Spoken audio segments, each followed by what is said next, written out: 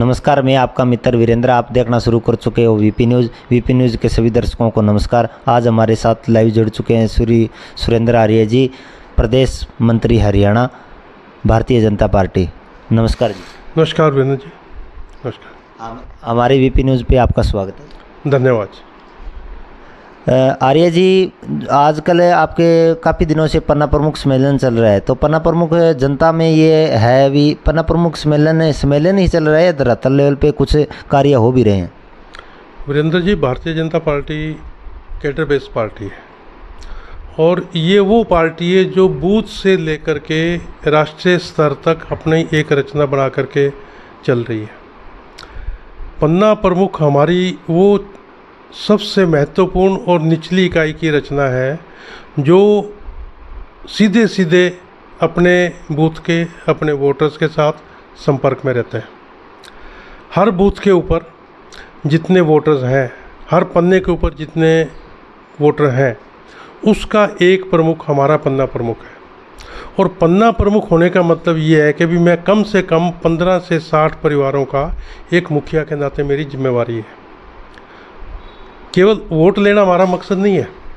जो परिवार मेरे दायरे में है, उन परिवारों की जो समस्याएं हैं, उनके दुख सुख हैं, उनके काम हैं, उसके अंदर मैं सहयोगी बनूं, उसके अंदर पार्टी की विचारधारा को लेकर के आगे जाऊं, बढ़ाऊं।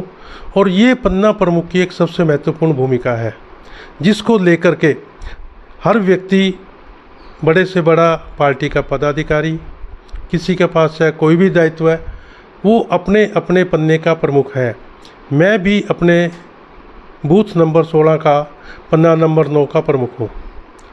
तो मेरी ये जिम्मेवारी है कि जो मेरे परिवार हैं, एक मुखिया के नाते मैं उनका क्या सहयोग कर सकता हूँ, इस रूप में पन्ना प्रमुख हमारे बनाए जाते हैं। और वो पार्टी की विचारधारा को आगे लेकर के उनके बीच में समय समय पे जाते रहते हैं, उनके संपर्क में रहते हैं।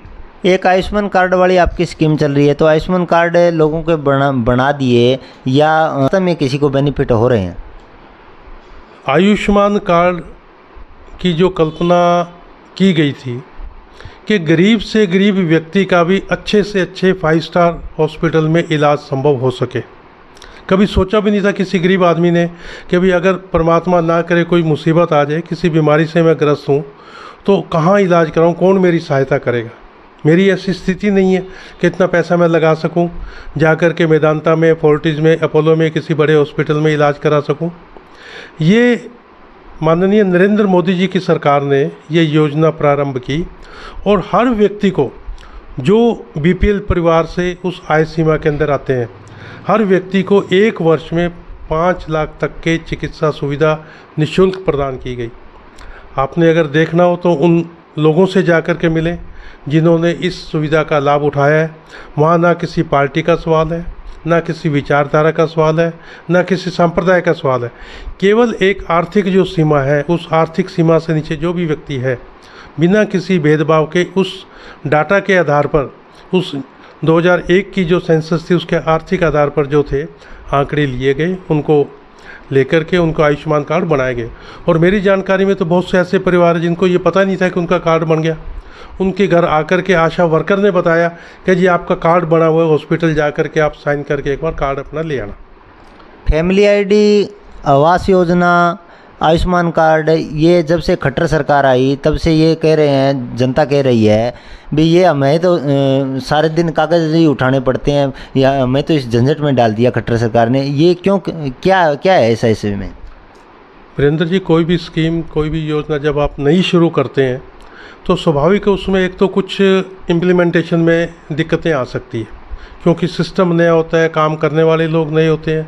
परंतु धीरे धीरे जाकर के जब पूरा सिस्टम आपका उस लाइन पर आ गया तो फिर वही लोग कहेंगे कि इससे बढ़िया और कोई सिस्टम नहीं है। आप देख लीजिए कि जब पेंशन व्यवस्था, चाहे वो वृद्धावस्था पेंशन थी, विकलांग की पेंशन थी, ऑनलाइन शुरू की थी, तो शुरू के 4 महीने, 6 महीने और 1 साल तक लोगों को काफ़ी परेशानी हुई थी। किसी का अकाउंट नंबर नहीं मिल रहा था, किसी के किसी और प्रकार की दिक्कत थी, कहीं मतलब कि उनका बैंक के साथ उनका लिंक ठीक नहीं जुड़ा था। आज किसी को पेंशन लेने के लिए कहीं लाइनों में लगने की ज़रूरत नहीं है, कहीं धक्के खाने की ज़रूरत नहीं होती, और वो सिस्टम इतना बढ़िया हो गया कि पहली तारीख को पेंशन उसके अकाउंट में आ जाती है। उसी प्रकार से परिवार पहचान पत्र की जो कल्पना की गई थी कि हर व्यक्ति का एक परिवार के नाते उसकी एक आइडेंटिटी हो, जिसके आधार पर सरकार जो योजना देना चाहे, उसका लाभ जो देना चाहे उस व्यक्ति को मिल सके। सरकार ने इस योजना में जो कमियां थी, जो खामियां थी, वो दूर की थी और करने लग रहे हैं, और आने वाले समय के अंदर वो धीरे धीरे सब ठीक हो जाएंगे। पूर्व मुख्यमंत्री भूपेंद्र सिंह हुड्डा जी कह रहे हैं अभी हमारी सरकार आते ही ये पोर्टल वोर्टल सब बंद कर देंगे। वीरेंद्र जी, ये सब कहने की बातें हैं। आज बहुत सी स्कीमें सरकार की ऐसी है जो पोर्टल के ऊपर ऑनलाइन आधारित स्कीमें कार्य कर रही हैं। चाहे आपकी ट्रांसफ़र पॉलिसी है, आपकी एडमिशन पॉलिसी है, आपकी पेंशन पॉलिसी है, किसान सम्मान निधि की बात है। आपको सिर्फ पोर्टल पर जाकर के अपनी इन्फॉर्मेशन अपलोड करनी है और आपको डायरेक्ट उसका बेनिफिट मिल जाएगा। और ये सिस्टम लोगों को इतना रास इसमें आ गया, इतनी अच्छी लगने लगी है कि लोग इस सिस्टम को छोड़ने के लिए तैयार नहीं है। चाहे कोई भी पार्टी, कोई भी नेता इसको कितना भी बंद करने की अगर कोशिश करेगा तो हो सकता है उनके खिलाफ वो सब चीज़ें जाएंगे। जनता कह रही है कि हमें खट्टर सरकार ने कागज़ों में उलझा कर रख दिया, परेशान कर रखा है। तो आप आगे आने वाले 2024 में लोकसभा चुनाव है, तो लोकसभा चुनाव में क्या आप कितनी सीटें जीत पाओगे इस महीने से को देखते हैं, क्योंकि जनता परेशान है। ये कागज़, ये स्कीमें, ये कुछ समय की बात होती है। देश की जनता, देश का वोटर बहुत मैच्योर हो चुका है। उसे अपना भविष्य पता है कि उसे किस प्रकार का अपना राजनीतिक और बच्चों का भविष्य बनाना है। पिछली सरकारों के समय के अंदर जो चला करता था उसे वो स्वीकार है, या आज जो भाजपा की केंद्र और राज्य में सरकारें हैं, ट्रांसपेरेंट तरीके से जो काम कर रही हैं, उसे वो स्वीकार है। ये फैसला खुद लोग करेंगे और 10 की 10 सीटों पर लोकसभा में भारतीय जनता पार्टी जीत करके जाएगी। डॉक्टर अशोक तंवर आम आदमी पार्टी से वो कह रहे हैं भी ये तो खाली जुमलाबाजी है, तो ये खट्टर सरकार है, ये जुमलेबाजी में उलझा कर रख दिया लोगों को, लेकिन ये कागज़ वाला कोई सिस्टम उचित नहीं है। कुछ न कुछ तो विपक्ष के लोग कहेंगे, केवल जुमलेबाजी की बात कहें, कुछ भी कहें, जिनके पास कहने के लिए कुछ नहीं है अब वो यही कहेंगे। 2014 के बाद 2019 के चुनाव में पहले से अधिक मत प्रतिशत बढ़ा, पहले से अधिक सीटें जीत करके आई, और 2024 के अंदर भी आप देखेंगे इस देश की जनता केंद्र में मोदी जी की सरकार को फिर से पहले से ज़्यादा सीटें और मत दे करके विजयी बनाएगी। इसी बात का हमें पूरा विश्वास है। अभय सिंह चौटाला कई दिनों से परिवर्तन यात्रा निकाल रहे हैं इनेलो पार्टी से, तो उसको आप किस नज़र से देखते हो? क्या वो कुछ कर पाएंगे, नया परिवर्तन कर पाएंगे? राजनीति में सबको अपनी बात रखने का अधिकार है, लोगों के बीच में जाने की सबकी अपनी एक नीति होती है। भारतीय जनता पार्टी को देख करके और बहुत सी पार्टियां, बहुत से नेता इस प्रकार की यात्रा निकालेंगे, कुछ निकाल रहे हैं। उनके पास अब कोई साधन नहीं है लोगों के बीच में रहे बिना। अब वो समय चला गया कि जो लोग अपने घरों में बैठ कर के, अपनी दुकान पर बैठ कर के, अपने ऑफिस में बैठ कर के राजनीति चलाया करते थे। 4 महीने 6 महीने पहले, चुनाव से पहले सक्रिय हो जाओ, आओ चुनाव जीत जाओगे। अब वो समय गया। साल के 365 दिन 24 घंटे आपको लोगों के बीच में रहना पड़ेगा, लोगों के दुख सुख में काम आना पड़ेगा, तब लोग आपके साथ खड़े होंगे। लोगों को पता है कि कोरोना काल के अंदर किसने उनका साथ दिया था, किसने उनके लिए सुविधाएं उपलब्ध करवाई थी। इस प्रकार की बातें करके व्यर्थ में हम अपना समय ना बर्बाद करें, और जो लोगों के साथ खड़ा है लोग उसके साथ खड़े। नुआ हिंसा जो मेवात में हुई, दंगा हुआ, उस पर आप क्या कहना चाहोगे? नूह के अंदर जो हिंसात्मक घटना हुई है काफ़ी दुखद है। इसकी किसी ने कोई कल्पना नहीं की थी। ये कहना कि ये केवल एक तात्कालिक घटना थी पूरी तरह से गलत है। ये कई कारण थे जिसको लेकर के ये बहुत लंबे समय से लगता है कि प्लानिंग हो रही थी, योजना बनाई गई थी, और इस यात्रा को बहाना करके कई चीज़ें थी जिसमें उन्होंने अपने टारगेट सेट करने की कोशिश की थी। आपको ध्यान में होगा पिछले दिनों हरियाणा सरकार ने, हरियाणा पुलिस ने 5000 पुलिसकर्मियों के साथ नूह जिले के 320 गांवों के अंदर अपराधियों को धरपकड़ करने के लिए रेड की थी। साइबर क्राइम के जो अपराधी थे उनका बहुत सारा रिकॉर्ड, बहुत सारा डाटा जो था वो साइबर थाने के अंदर जमा था।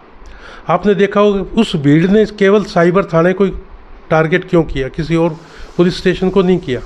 पूरा मेवात रीजन, अलवर, भरतपुर, नूह, ये सारा का सारा फिरोजपुर, जिरका वगैरह जो है ये मेवात रीजन के अंदर आता है। और इसमें जो साइबर अपराधी हैं ऑल ओवर इंडिया, उनका एक नेटवर्क, उससे वो जुड़े हुए हैं।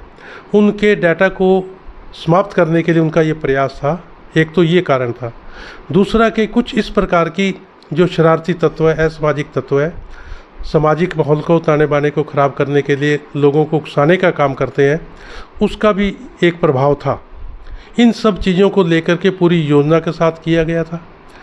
उस मंदिर को 3 तरफ से पहाड़ी के ऊपर से घेरा गया था, जहाँ से पथराव किया जा रहा था, गोलीबारी की जा रही थी, श्रद्धालुओं के ऊपर पेट्रोल बम फेंके जा रहे थे। अब ये चीज़ें धीरे धीरे सामने आ रही है। लोगों के बचने का कोई रास्ता नहीं था, परंतु सबके प्रयास से वहाँ से उस माहौल को बहुत हद तक ठीक किया गया, नियंत्रित सरकार ने किया है। और सब समाज के वर्गों के सहयोग के द्वारा आने वाले समय के अंदर सामाजिक माहौल उसी प्रकार से ठीक होगा। क्या मनोहर सरकार कोई बड़ा एक्शन लेगी नूह हिंसा पे? सरकार कार्रवाई कर रही है प्रशासनिक स्तर पर, निचले स्तर पर, हर प्रकार से कि भविष्य में इस प्रकार की घटना ना हो, ये कदम भी उठाए जाएंगे। चलिए, धन्यवाद सर। ये हमारे साथ थे श्री सुरेंद्र आर्य जी, प्रदेश मंत्री हरियाणा। और ज़्यादा से ज़्यादा वीपी न्यूज़ को देखने के लिए चैनल को सब्सक्राइब करें, लाइक करें व शेयर करें।